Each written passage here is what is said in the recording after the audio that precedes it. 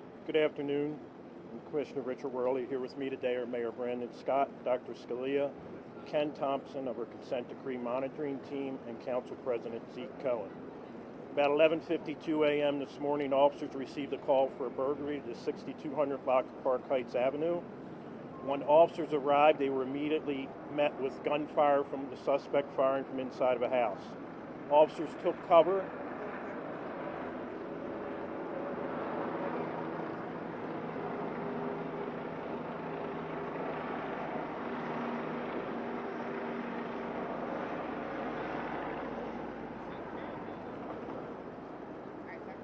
Officers immediately took cover when an officer was struck by gunfire in the leg.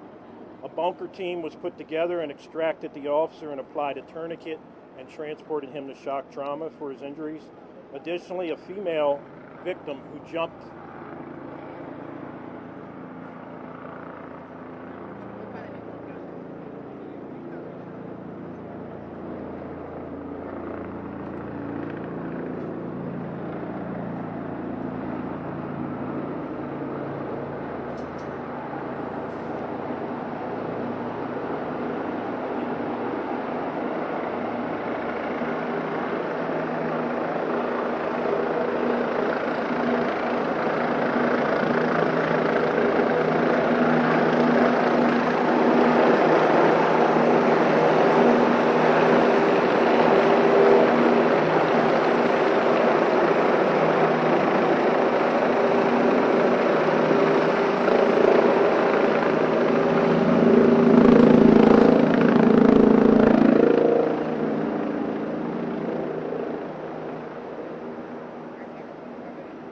a female victim who jumped out the window while attempting to flee the scene was extracted. Both were transported to the hospital. SWAT officers responded to the scene and neutralized the suspect. He was pronounced deceased on the scene. SWAT was able to clear the home and a firearm was recovered. At this time, the Attorney General's office has been notified and our Special Investigations Response Team is investigating this incident. We have activated our critical incident response policy. Health and Wellness team have been with the officer and are also at the scene. The mayor and I have also visited with the officer. He's doing well. The officer's a 36-year-old veteran of 13 years with the department. At this time, I will turn it over to the wonderful Dr. Scalia, who takes care of us all the time. Thank you, sir. Good afternoon. Around 12:30, we admitted a Baltimore City police officer with a gunshot wound to the leg. Kudos to his buddy for having the wherewithal to put a tourniquet on him at the scene. I'm happy to say he's awake, he's stable, and currently undergoing evaluation.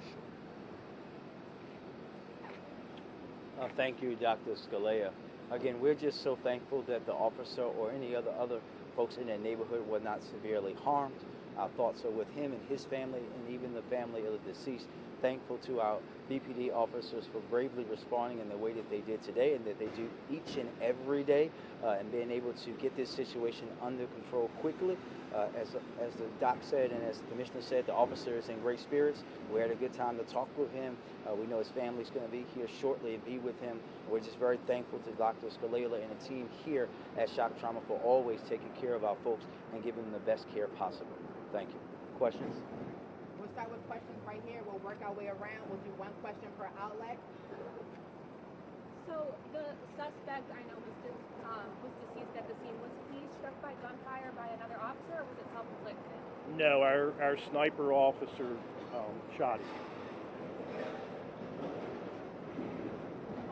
The person that jumped out of the window, is that the person who was being robbed in the original burglary call? That is still uncertain.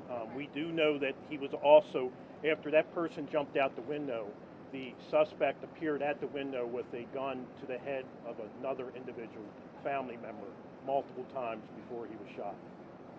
Alexa?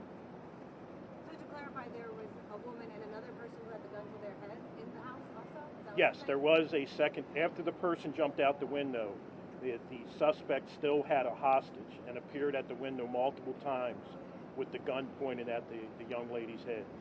Can you talk about how long that all transpired before the suspect was killed? Please, at the mic, Commissioner, please. It was relatively quick because he was firing on our officers.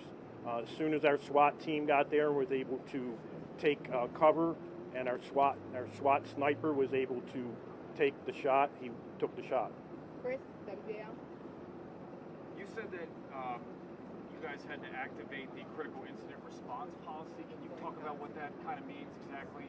Yeah, it just means with with all of our critical incidents, CERT investigates it. It starts the clock for when we release the body-worn camera video, pretty much. Luke, Baltimore Sun. Can you confirm the number of officers who were injured again? It was just the one. Just one, yes, he was shot.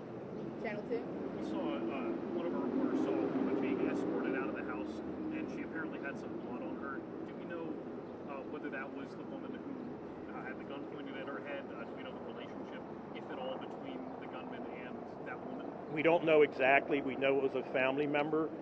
We don't think she was injured at all, but she was taken to the hospital for evaluation. A family member of the person who jumped out the window, or a Family member of the deceased. Any last questions? But the call was a burglary? Yes, the burglary in progress. How many officers are on standard leave because of, how many officers did leave fire? Just one. One. Last question.